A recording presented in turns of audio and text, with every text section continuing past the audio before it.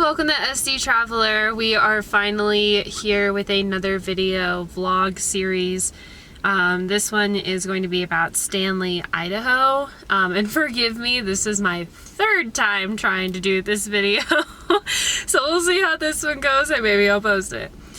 So if you guys have never been to Stanley, Idaho, it is a little mountain town that is almost quite literally in the middle of Idaho. It is a very, very, very small area.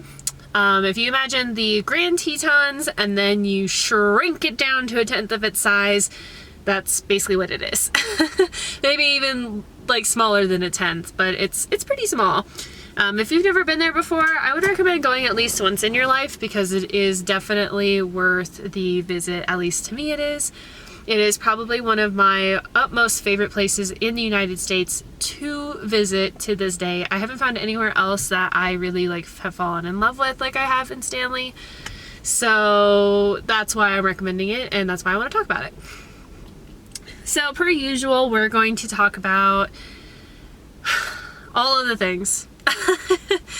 So the first thing is gas prices. Gas prices are a lot higher in Stanley because you need to go anywhere from an hour to an hour and a half to get anywhere other than like Stanley to get gas.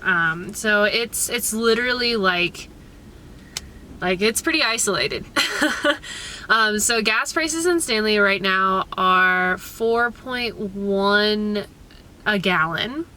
And then diesel is way in the fives. It's 5.2 or something like that, which is wild to me. And I'm not looking forward to it if I go back up there in the summer with the car, but we'll see what happens.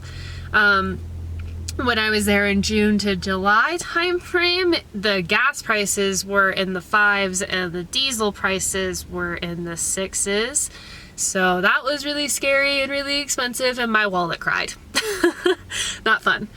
So Stanley 10 months out of the year is cold, wet, or snowing. The other parts of the year, it's not too bad. So there's only 2.5 months maybe where it's decent and warm and it's actually comfortable. I've now visited in both scenarios, so I have all kinds of fun information about Stanley that I can definitely share. So let's do the summer side of things in terms of recommendations. Stanley is definitely a really big, popular hiking destination. They have bike trails too, but they're not as expansive as hiking. So there isn't very much biking that you can actually do in Stanley. Not saying that it's not possible, but it definitely is not made for bikes in a lot of those areas. That's mostly because the terrain is really rocky and it's just not something that the locals work on, not usually. So one of the recommendations that I'm going to give out is in the summertime when it's not a lot of snow, there is a hike by the Redfish Lake that's really amazing. There's actually 2 of them there that I really, really love. It's been one of my favorite destinations. They're also extremely dog friendly. So if you have your pet with you and your dog is good off leash, then you can let your dog run wild and free and live its best life while you're in Stanley. So the 2 hikes that I'm going to go ahead and recommend to you guys are going to be right around that Redfish Lake area. So the first one is called the Fish Hook Trail. It's about 4.5 miles round trip and it is pretty easy. It's definitely a lot harder if you're running the trail. I've done trail running on there a few times. The elevation gain can be pretty wild, so I would definitely keep that in mind if you decide to do a trail run. But if you're just hiking or walking on that trail, it's really gorgeous, and it's definitely one of my personal favorites to take Lila on because it literally goes to the end of the trail on a huge lake, and she likes to be in the water. So if your dog really likes water, or if you just want something easy to see the sawtooths, that's definitely the hike for you. It's not difficult at all, and I really enjoyed it. I've done that hike probably 3 or 4 times, and I've also trail runned it at least twice, excuse me. And it is just like an all-time favorite of mine. The second one, if you want something a little bit harder and you want something a little bit longer, that one is actually going to be, let me see, I forgot the name already, Bench Lakes. So Bench Lakes is 7.5 to 8 miles long, depending on how many detours you end up taking.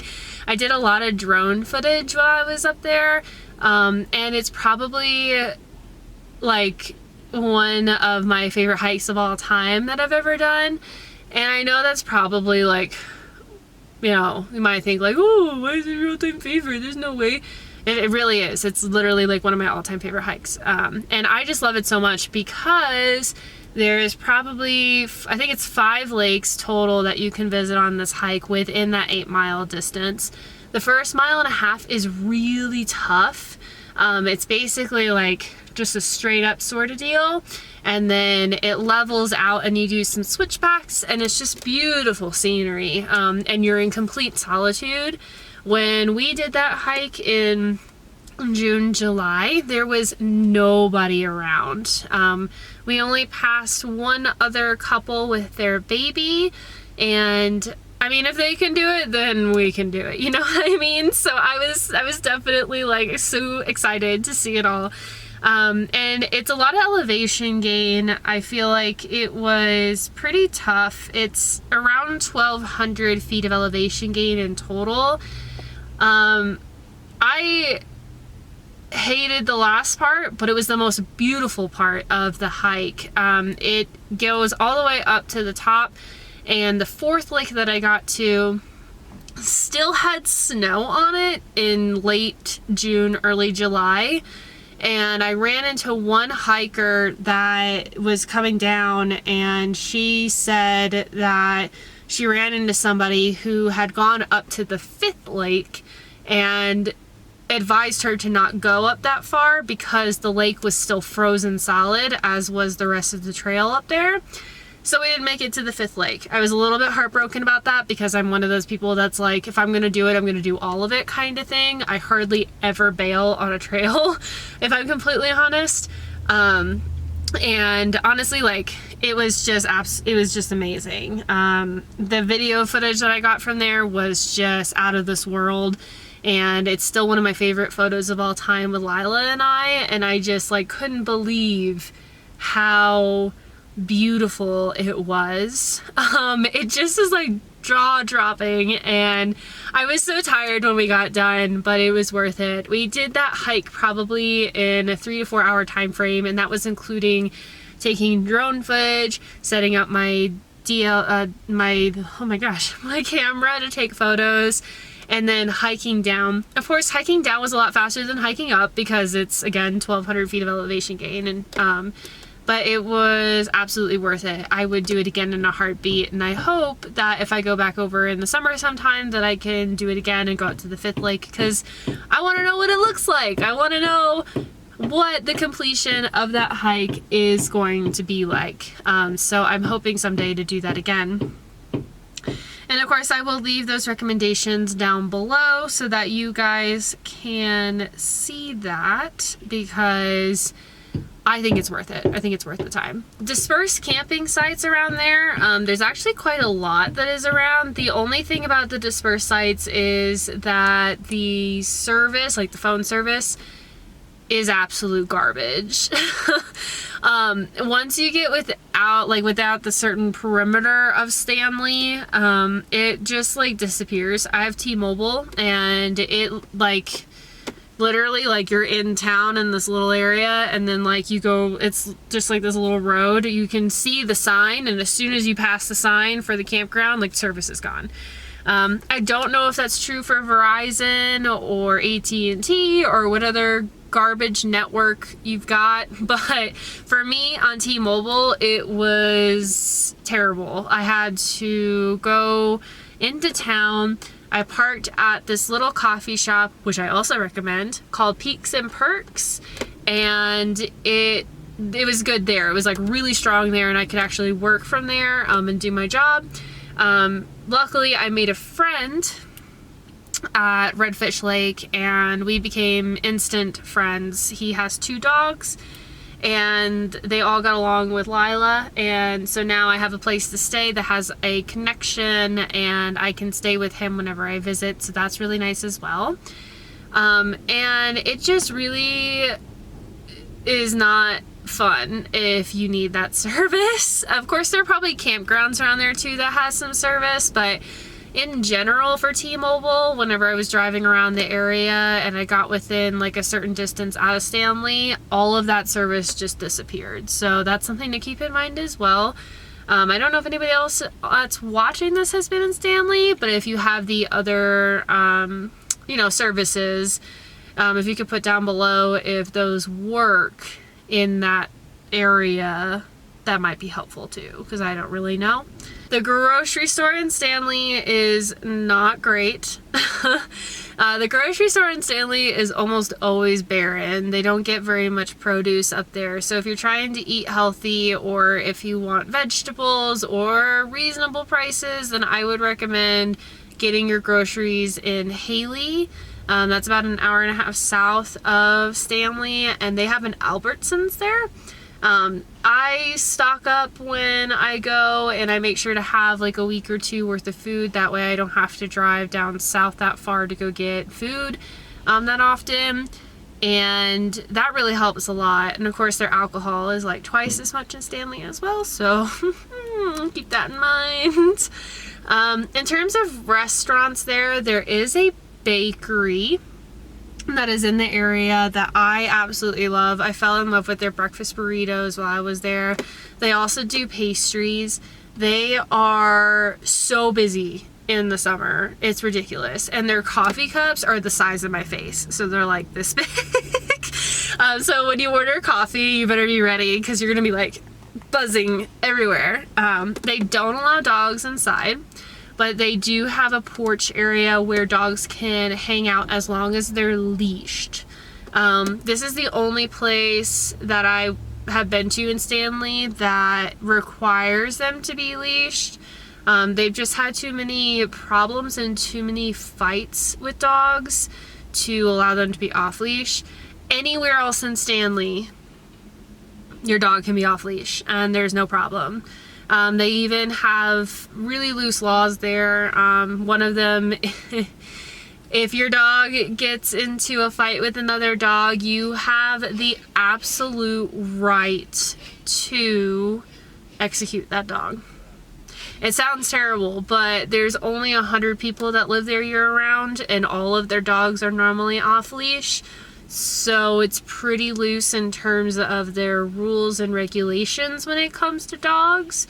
So if you go to Stanley and your dog is off leash and your dog does not have good recall, or if your dog is not the friendliest, maybe don't bring them, or don't go there, or keep your dog leashed at all times, because I don't want somebody to take my recommendation and think that they can just go there and do whatever they want. I just want people to be aware that it is a very small community, very tight-knit community, and the laws with dogs being off leash are very loose. So keep that in mind when you go to Stanley, or if you visit Stanley. So driving to get to Stanley, that's one of the other things I wanted to talk about.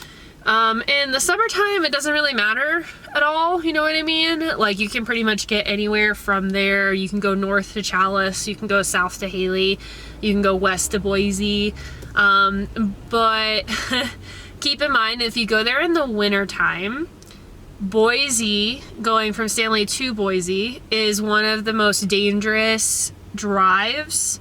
And the reason being is that it's a high avalanche area, so 90% of the time getting to Boise, you need to look online and see if that road is closed because of how high the possibility is of an avalanche. My friend that lives in Stanley, he works in fire, so every now and then he has to go to Boise to do training during the winter, and he told me that it is one of the worst drives in the wintertime possible. They do their best to keep the roads plowed and cleared, but obviously that doesn't attest to avalanches. So keep that in mind when if you're there in the winter time for any reason. Going to Boise is just like a really treacherous thing to do, apparently. I haven't made that drive personally, so I can't contest to that, but it still is something to kind of notate, in the back of your mind. Going south to north and north to south is not too bad if you're going from Haley or Ketchum to Stanley and Stanley to Ketchum or Haley, vice versa. The road that way, the pass, isn't actually that bad. To get from Haley to Ketchum to Stanley, it's about an hour to an hour and a half drive, depending on which one you're in. Haley's further south, Ketchum's right above Haley, and then you have to go to Stanley. So for T-Mobile, their service cuts out right after you get out of Ketchum, and you don't get service again until you get into Stanley. That's about an hour worth of almost no service at all at T-Mobile. And the drive up is actually not too bad. In the wintertime, they keep that road almost completely plowed and cleared. There was almost zero ice when I was there. Now, I can't attest to November to January, but late February to March, it was actually pretty good. It was snowing almost every single day, so that was just something like I want to put out there. Like, apparently February, March, early March is the best time to visit in the winter. So I definitely would say that if you're gonna go visit there to do like backcountry skiing, snowboarding, or just like be a drunk or whatever, that would be the time frame that you want to go, is during those months. Wintertime in Stanley is a wild ride. I will say that. I was there for 2 weeks, just kind of hanging out, staying with my friends, so I got to stay in a warm place. It can get to -40 in Stanley, if you're not aware. I would definitely say if you're gonna be there in the wintertime, make sure that your car has a heat coil, because this van would not start. Once I turned it off and let it sit for a few days, and I tried to turn it back on, it wouldn't even light up the lights, like, at all, not even a little bit. I had to get my friend to jump me 3 times in the 2 weeks I was there, and I used the generator 1 time to get the van to start. It just was way too cold. Luckily, it didn't get to -40, but it did get to -10 to 12 at night. So that was definitely a lesson that I learned. I didn't know how cold it could get for the van, and now I know.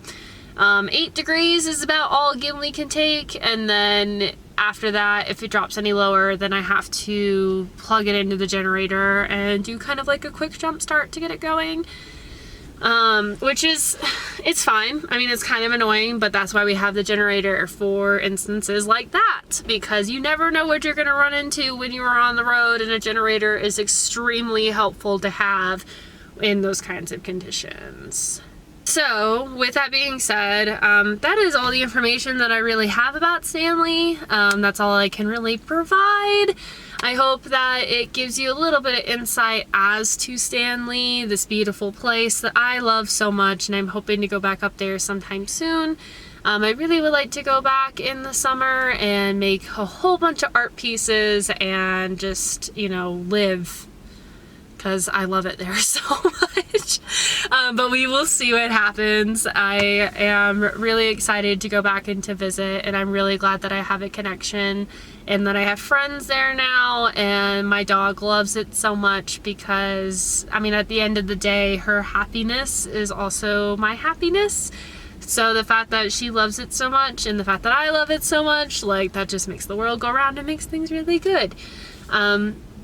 So yeah, thank you guys for watching. Thank you guys for listening. If you made it this far, I appreciate you, and I hope that this is insightful and will give you another wonderful destination in our wonderful world on our planet, our big blue planet, to go and visit. There's so many things and so many places to do, and there's so much to share. And I feel like I'm only scratching the minimal surface of what I've been able to visit and to do and to see. And I am so excited to bring more information, to share more, and to be insightful to those that really want to do what I'm doing. I feel like it's more common now for people to do van life and to travel ever since 2019 to 2022. We all know how that went, so I definitely feel like this is our time to shine. This is our time to get out and to experience our world, to travel. And for those of you that go, whoa, the young feels like that they have to do everything now because they won't be able to do everything later and blah blah blah. In one way you're right, but in another way I also just feel like what I'm doing is just what I've been meaning to do my entire life. I've always wanted to be a free spirit. I've always wanted to be away from the regular 9 to 5. I've always wanted to do this. This has been my dream for as long as I can remember. You can even ask my dad, for those of you that follow on his blog, like, you know, what it is about this that like has me so amped up. It's that this is finally real. This is finally something that I've grasped. This is something that I'm doing, and I'm proud of myself for stepping out of my comfort zone despite the challenges. There have been so many ups and downs, and we only have a month and a half left before I'm home, before I have somewhere to be for the summer, and before I try to make a ton of money. Because that's really like, that's what fuels it all, you know? Money. Money makes the world go round. The green paper makes people live. So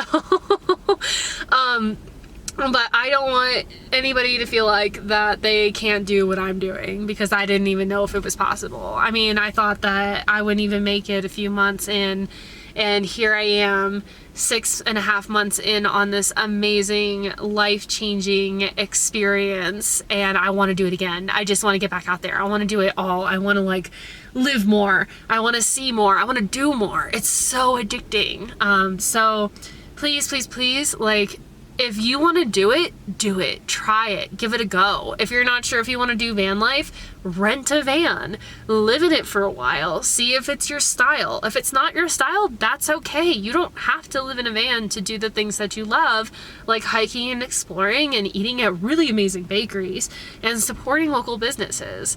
I just feel like that a lot of people think that people that want to do things like this only have to do van life and van life only, and that's not true.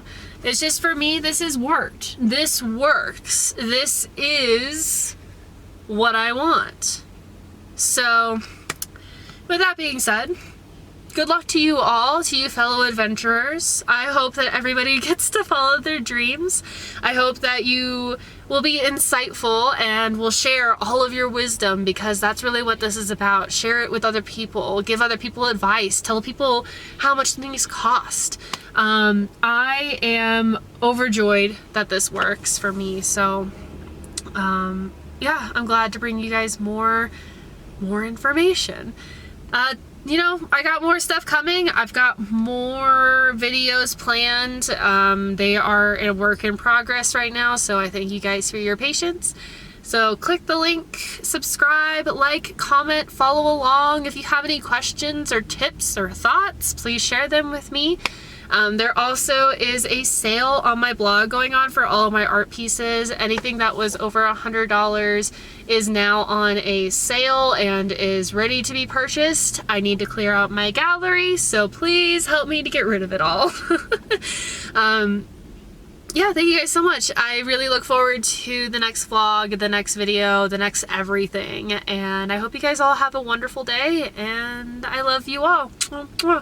Goodbye to fellow travelers, and see you on the next one.